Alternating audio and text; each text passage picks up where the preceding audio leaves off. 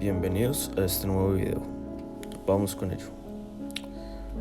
Arthur Schopenhauer, un filósofo alemán que fue hijo de un rico comerciante que se trasladó con su familia a Hamburgo.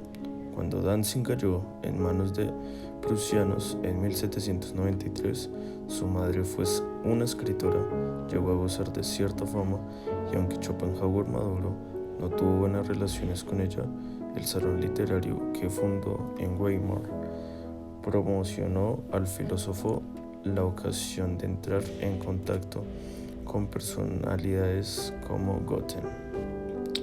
En 1805 inició contra sus deseos una carrera comercial como aprendiz por voluntad de su padre. La muerte de este, al parecer por suicidio, le permitió prepararse para los estudios superiores e ingresó a la Universidad de Gotinga. Como estudiante de medicina en 1809, pero la lectura de Platón y Descartes orientó sus intereses hacia la filosofía. En 1811 se trasladó a Berlín, donde estudió durante 2 años, siguiendo los cursos de Fichte y Schwarzmarcher.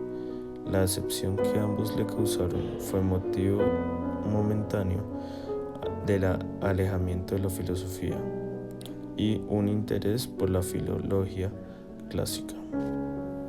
Después de realizar una tesis y culminar sus estudios, realizó un planteamiento filosófico que permitiría acceder al conocimiento del yo, simbolizando en esencia un impulso carente de motivos o fundamentos. Su trabajo más famoso es El mundo como voluntad y representación, con caracteres marcados del idealismo occidental.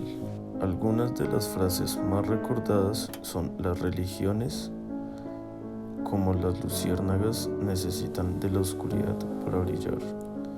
Los hombres vulgares solo piensan en cómo pasar el tiempo.